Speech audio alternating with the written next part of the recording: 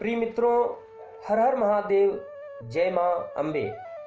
मैं ज्योतिषाचार्य पंडित राजीव पाठक आप लोगों के समक्ष भारतीय ज्योतिष संग्रह चैनल के माध्यम से दिव्याति दिव्य चर्चा करने के लिए आते रहते हैं।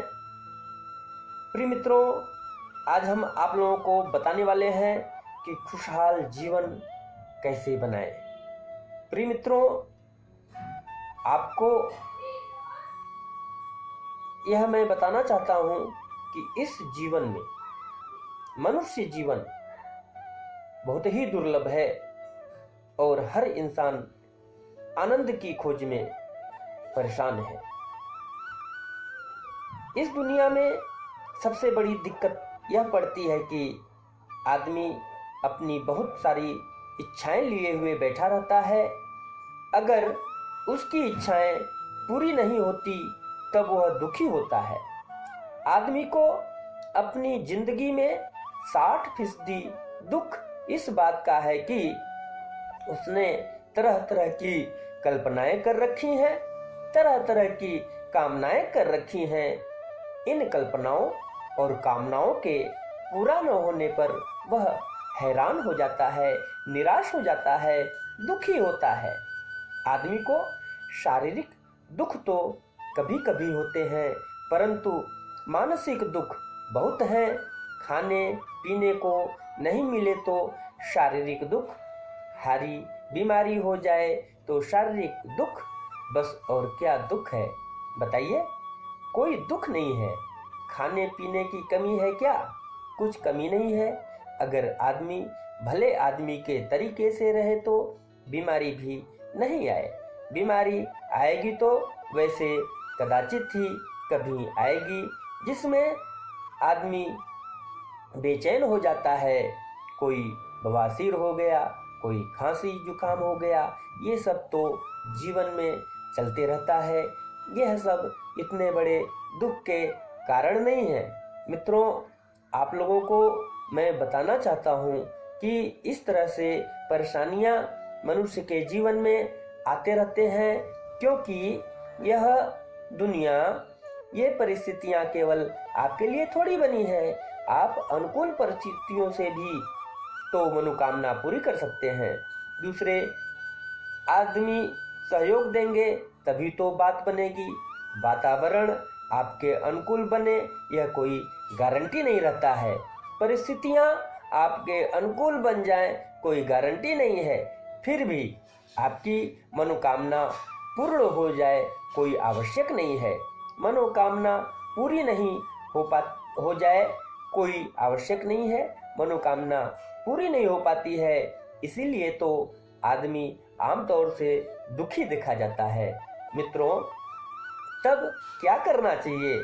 आप स्वर्ग जैसा जीवन जीने के लिए मनोकामना को जीते हैं। यह मत सोचिए कि क्या परिणाम मिलेगा। आप अपने मन को एक केंद्र पर केंद्रित कर लीजिए और फिर आप यह सोचिए कि हमारे फर्ज और कर्तव्य जो हैं उन्हें हम पूरा करते हैं कि नहीं करते हैं। आप फर्ज और कर्तव्य को गौर कीजिए, उस पर अमल कीजिए, उनका पालन कीजिए। अगर उनका पालन नहीं किया, अपनी खुशी को आप इसी पर केंद्रित कर लीजिए। अगर हमने अपने कर्तव्यों का पालन किया तो खुश, अपने बच्चों को सुसंस्कारित करने के लिए प्रयत्न किया तो खुश, अपने परिजनों को, अपने माँ बाप के प्रति जो कर्तव्य पूर्ण करना चाहिए था वह पूरा किया तो खुशी प्राप्त होती है। आप खुशी क्यों ले सकते हैं? आप अपनी मुट्ठी में खुशी क्यों नहीं रखते? दूसरों के हाथ में क्यों बेच देते हैं? आपका बेटा यदि सुपात्र बनेगा और आपकी आज्ञा का पालन करेगा तब आपको खुशी प्राप्त होगी। मित्रों, इतना ही नहीं, विचार करने की बात है। खुशहाली यानी जब आप खुश होंगे, न हुआ तब तो आप अपनी खुशी दूसरों के हाथ में गिरवी रख देंगे ना। आपकी जो पत्नी है हंसी खुशी से रहेगी और आपकी आज्ञा पालन करेगी, आपकी मर्जी से चलेगी तो आपको खुशी प्राप्त होगी, और नहीं चलती तब आप दुख प्राप्त कर लेते हैं। तब आपने बेच दी अपनी खुशी, नाराजगी में फिर रहते हैं। परिस्थितियों के गुलाम मत होइए, अपनी मनस्थिति पर केंद्रित हो जाइए। केंद्रित होकर के सारे संसार भर में सिर्फ एक खुशी का अपना केंद्र बना लीजिए कि हमको अपने फर्ज और कर्तव्य का पालन करना है। मित्रों, फर्ज और कर्तव्य पालन करने का अगर आपका मन होगा, मर्जी होगी, तब फिर क्या होगा? फिर आपको आनंद ही आनंद आएगा। और क्या होगा? बहुत कुछ हो जाएगा। फिर आपको अपने फर्ज से कोई नहीं रोक सकता है। आप अपने मित्रों के प्रति कर्तव्य को निभाएं, अपने शुभ चिंतकों के प्रति अपने फर्ज को निभाएं, इसमें कोई रुकावट नहीं होगी। मित्र आपके प्रति बदला चुकाएंगे कि नहीं चुकाएंगे, इस पे विचार मत कीजिए। यह बात मत सोचिए कि गड़बड़ हो जाएगा। आप यह उम्मीद मत कीजिए कि बच्चे हमारा कहना मानेंगे। आप यह उम्मीद मत कीजिए कि हमारी स्त्री हमारे आज्ञानुसार चलेंगी। आप यह उम्मीद मत कीजिए कि जैसे हमने जो उम्मीदें रखी हैं वह उम्मीद हमको मिलती रहेगी।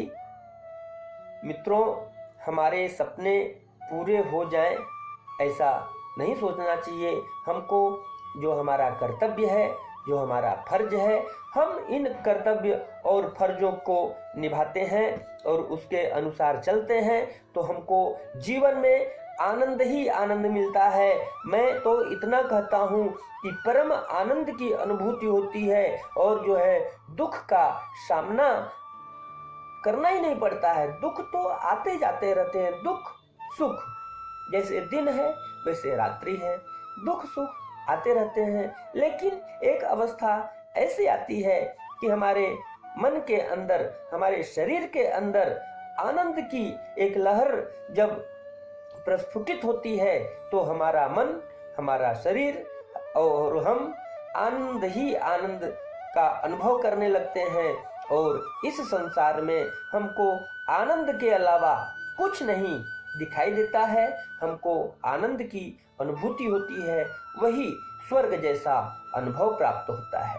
प्रिय मित्रों, आज हम इन्हीं शब्दों के साथ अपने वाणी को विराम देते हैं और आप लोगों से आशा करते हैं कि आप सभी लोग अपने कर्तव्य का पालन करते हुए, अपने फर्ज का पालन करते हुए जीवन का जो प्रकृति के द्वारा प्रदत्त किया गया है आनंद ही आनंद का लाभ लेते रहेंगे और अपने शुभ चिंतकों को आनंदित करते रहेंगे। अंत में मैं यही कहना चाहता हूँ, हमारी शुभकामनाएं आप लोगों के साथ है कि सर्वे भवन्तु सुखिनः, सर्वे सन्तु निरामया, सर्वे भद्राणि पश्यन्तु, माँ कश्चित् दुख भाग भवेत्। सभी सुखी हो, सभी लोग समृद्धवान हो, सभी लोग आनंदमय जीवन व्यतीत करें। मित्रों, हर हर महादेव, जय मां अम्बे।